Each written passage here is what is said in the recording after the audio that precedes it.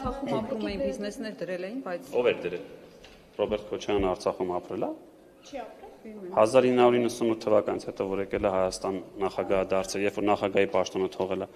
Ռոբերտ Քոչարյանը Արցախում ապրել է։ հենց մենակ հարցը Ռոբերտ Քոչարյանի Չէ, դուք ասեցիք, ես չասեցի։ Դուք ասեցիք Ռոբերտ Քոչարյանն ապրել է այնտեղ, կարող է ապրել է, չգիտեմ։ Ես ամենայն դեպս իր նկարներից այլտեղ եմ տեսել, որ ինքը ապրում է, այլտեղ է հանգստանում։ Եթե դուք այլ ինֆորմացիա ունեք, կարող է ես սխալ եմ, չգիտեմ, թող ինքը ասի, այո, ես ապրել եմ։ Ես առնվազն որ գումարային հաշվով վերցրած լինենք, մոտ 1 տարի ապրել եմ այնտեղ եւ տեսել եմ օրինակ, թե իրենց տունը միշտ դատարկ է եղել։ Այդ թվում COVID-ի ժամանակ շատ արցախցիներ դժգոհում էին, ասում էին, որ տունը փակ է կամ երբ որ արդեն այդ պատերազմական հետ պատերազմական վիճակից հետո չեմ կարող վստահ պնդել, խոսակցություններ ասում էին, որ դատարկ է եւ չի բացում այդ դռները, որ գոնե իր հայրենակիցները այնտեղ ապրեն։ Բայց նույնիսկ եմ ասում, կարող է եւ սխալ եմ։ Իսկ կոռուպցիայի դեպքերի հետ կապված ինչ կասեք ձեր իշխանության ժամանակ, որովհետև ազգային ժողովի ամբիոնից այսպես ցցուն օրինակներ մատնանշեցին, ձեր անունն էլ այնտեղ արանքում հնչեցրեցին։ Նու իմ անունը այլ կոնտեքստում էր, պետական պարտի շրջանակում էր։ Բայց ուշադրություն գրավեցին էլ, այսպես ասած։ Հա, բայց ոնց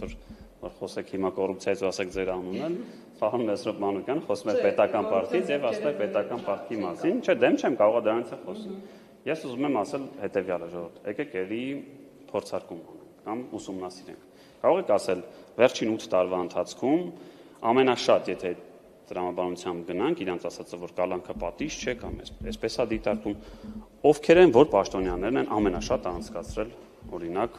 անազատության մեջ։ Ում նկատմամբ կան օրինակ մեղադրական դատավճիռներ։ Ուսումնասիրեք եւ կարծում ձեր հարցի պատասխանը կլինի։ Դրանք ցավոք սրտի իմ համար ցավոք սրտի, այնպես չի որ այս մյուս դեպքերը համարում են ոչ արդարացի կամ արդարացի, բայց ցավոք սրտի նախկին իշխանության ներկայացուցիչներ չեն։ Մենք ունեցել ենք փոխնախարար,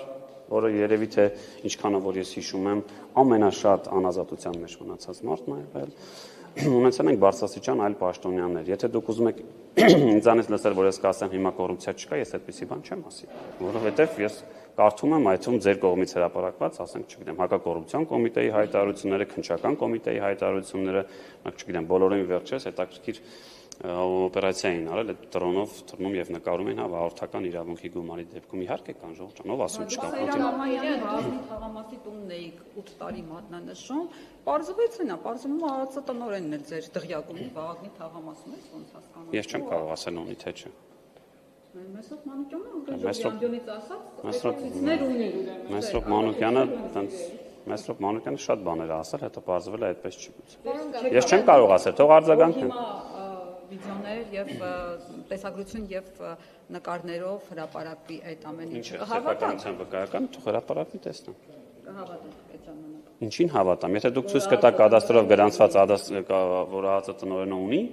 դա առնվազն դուք ես եւ դուք կտեսնենք հայտարարագրում, այսա։ Ժողովուրդ, եթե այնտեղ է ապրում, հիմա հայտարարագիր լրացնելու ժամկետն լավ, եկեք բացենք 25 թվականի հայտարարագիրը, տեսնենք այդ մարդը ինչ ունի։ Այսինքն ինքը ինչ ունի, պետք չի Մեսրոպ Մանուկյանի լսել, պետք է բացել մեր կողմից այդ թվում կատարելագործված այդ կոռուպցիայի կանխարգելման համակարգը, բացել տեսնեն այդ մարդը ինչ ունի։ Բախտալի չի Մեսրոպ, գրում եք։ Եթե պարզվի ճիշտ է, նորմալ է, թե նորմալ չի։ Ինչ են։ Գնահատականը տվեք, հետո։ Ինչը պարզվի ճիշտ է։ Որ Վահագնի թաղամասում դղյակում է ապրում, ԱԱԾ մեր նոր տնօրենը։ Իսկ ինչ պայմաններում է, ես չգիտեմ։ Կարող է հիպոթեկով վերցած 40 տարում կամ 30 տարում պետքա փակի։ Դուք հիմա որևէ տեղ ապրում եք։ Սերան Օհանյանը բարձր էր ապրում։ Հարգելիս, չկա ապօրինի ծագում ունեցող գույքով անցնող գետ 1 պաշտոնյա, որի գույքը դրել են կալանքի տակ եւ որը դեռ իր սեփականությունը չի կարող Սերան Օհանյանը բերի ցույց տա, որ օրինակ պայմանական ՎՏԲ բանկով այս տունը գնաց, հեսա տեսակ հələ միջև 2050 թվականը պետքա փակեն եւ դատախազությունը գնացի սա ապօրինի է։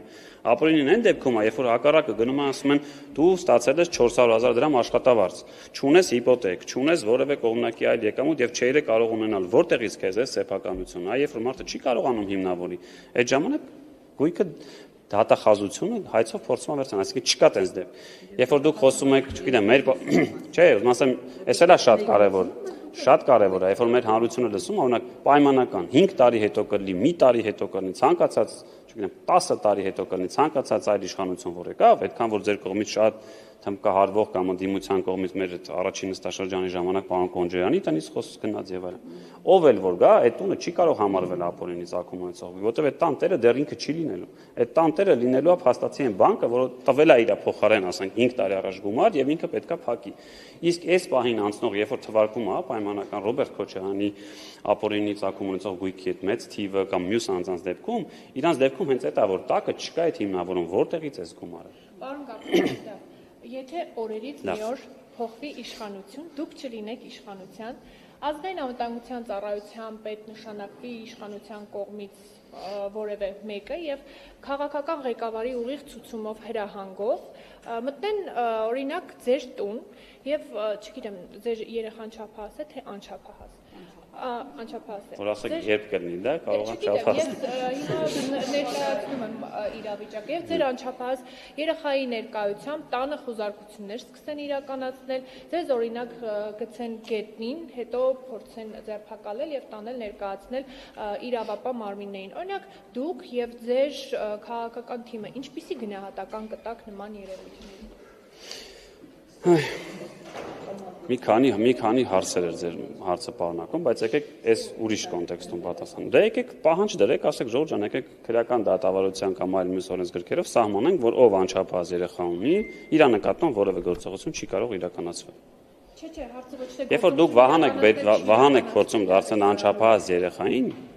ես էլ ասում շատ լավ, չէ, այստեղ էլ է, չէ, գալիս է ասում են, չգիտեմ, մայրական խնամքի տակ երեխա ունի, ես ինչ կինը նրան նկատմամբ Շուրջան, բայց օրենքն է, եկեք փոխենք օրենքը, եկեք ասեք չի կարելի։ Հարցը ոչ թե վարույթ իրականացնել չիրականացնելու մասին է, եթե քրեական վարույթ է հարուցվել մարդը օրինակ մեղավորություն ունի, պետք է ընթանա այդ գործը, դրա մասին չէ, այլ այն, որ դրա շրջանակներում ներխուժում են մարդու բնակարան անչափահաս երեխայի ներկայությամբ, դուք ձեր վրա այդ ամեն ինչը։ Երբ որ դուք ասում եք, որ եթե մարդը մեղավոր է, այդտեղ խնդիր չկա, իրան պետքա իհարկե պետքա պատասխանատվության ենթարկել, բայց այդ պատասխանատվության ենթարկելը գործընթաց է իրանից, չէ՞ ենթադրում։ Այդ ենթադրում այո, խոզարկություն, չգիտեմ, գաղտնալսում, քննչական գործողություններ, հարցաքննություն, առերեսում, դատական նիստեր։ Հիմա դուք ո՞նց եք պատկերացնում, այդ ամեն ինչը չլինի, միանգամից sense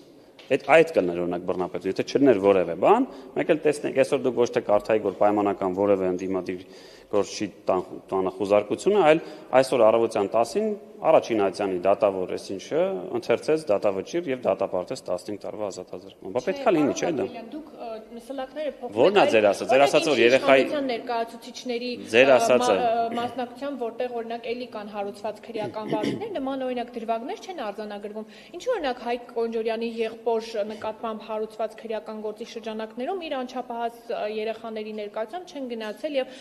չեն ներկայացել նախաքննական մարմին։ Սերգեյ Բագրատյանի տղայի վերաբերյալ խտրական մոտեցման մասին եմ խոսում, պարոն Գաբրիելյան, ոչ թե այդ քրեական վարույթների ճիշտ կամ սխալ կամ ինչու է հարուցվել։ Ես ծանոթ չեմ մյուս երկուսի գործերին։ Հայկ Կոնջորյանի եղբոր եւ Սերգեյ Բագրատյանի որդու վերաբերյալ։ Գործից հարուցված թե ինչ։ Այսօր հոդվածով Հայկ Կոնջորյանի եղբոր նկատմամբ։ Բայց որքանով որ ես տեսանյութերից այդ մեկն եմ տեսել, ինձ թվում է Դուք չեք տեսել, որ Հայկ Կոնջորյանի եղբայրը հայհոյում է բարեկային ծառայողի երբ է եղել։ Երբ դրան հաջորդել է ամենայն դեպս Հայկ Կոնջորյանի եղբոր ծեծի դրվագը։ Նախաքննական մարմինը, ինչպես նաև ներքին գործերի նախարարությունը պարզաբանում են իրականացնում։ Հիմա ինչ եք ուզում։ Ես ձեզ ներկայացրի Տվյալ իրավիճակում երկուսն էլ քաղաքացիական պայմանագիր կուսակցության ներկայացնում են։ Հիմա ումից է վրեժ լուծվում։ Պարոն Գաբրիելյան, դուք լսում եք, ես ինչ հարց եմ տալիս։ Որքանով որ ես եմ կարդացել, մի կողմն է քաղաքացիական պայմանագիր կուսակցության ներկայացուցիչ, մյուսն է ումից են վրեժ լուծում։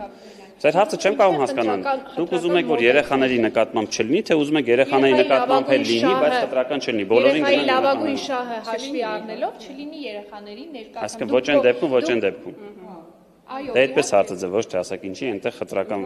խտրական վերաբերմունք նշանակում որ բոլորի երեխաների մոտ պետք է գան այդ գործողություններն անեն։ Ոչ, պետք է չանեն։ Ես հիմա ձեր կարծիքն եմ։ Ես ընդունել եմ այդ թվում հեղինակել եմ մի օրենք, որը ըստ էության պարտավորեցնում է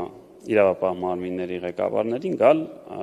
ազգային ժողով։ տարին առնվազն մեկ անգամ եւ պատասխանել մեր հարցերին։ Ինձ, քանի որ գործի մանրամասներին ծանոթ չեմ, կարող եմ ձեզ խոստանալ, որ առաջին իսկ հնարավորության դեպքում այդ թվում հրապարակային կհարցնեմ, որ ասում են, որ ինչի էս դեպքում սա է, այս դեպքում այդպես չի։ Որտեւ այնտեղ տարբեր քննչական, այսպես ասած, գործողություններ կարող են լինել, ես չեմ կարող էլի ասել։ Պարոն Գաբրիելյան, իսկ Հասկանում եմ, ձեր ենթատեքստն եմ հասկանում, թե Տիկին Ջեվեջյանը մի քիչ սխալ անվանում տվեց խնդրականություն, ձեր հարցը հասկանում։ Չէ, եթե խնդրականություն ես ասում, նշանակում է պահանջում ես, որ միշտ տենց լինի։ Ոնց չէ։ Երեխաների լավ Այդ է ասում, հավասարություն։ Հավասար են եւ չպետք է լինեն ավելի հավասարներ։ Հավասարից բոլոր երեխաների մոտ անեն, թե չանեն։ Եթե չանեն, այն առաջին ասածս է գալիս։ Եկեք օրենքը փոխենք,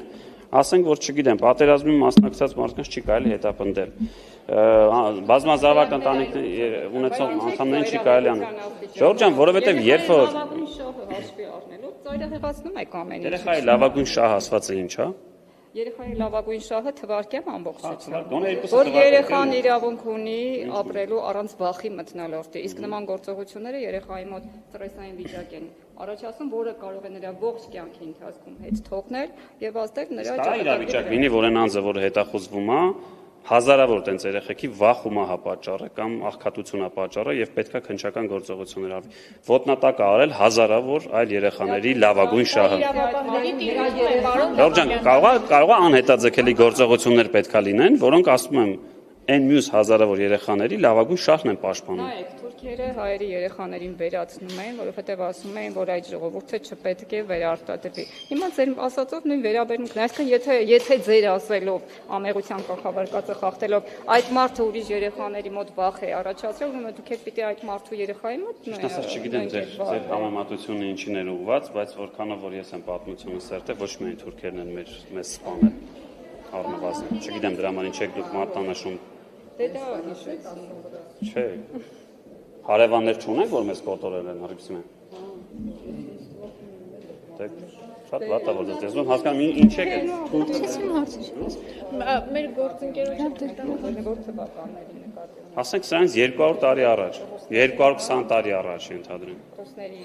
Ինչ ռուսներ ժողովուրդ ջան, Իրան չունենք մեր հարևան։ Ասենք իրանց տիրապետության տակ չէ։ Այսինքն ցեղասպանությունն են արել։ Ես չեմ ասում ցեղասպանություն, որ դուք ասում եք մեր երեխաներին կամ մեզ սպանում են, ասում ինչ եք դուք։ Երեխաների սպանն է, որ ցեղը վերացնեն, դրա մասին է խոսքը։ Այս թեմայով այնքան երկար կխոսեի, որտեվ անկեղծ չհասկացա ձեր բանը ինչ նշանակում թուրքերը սպանել են։ Հա, ով է ասում չի եղել այդպիսի բան։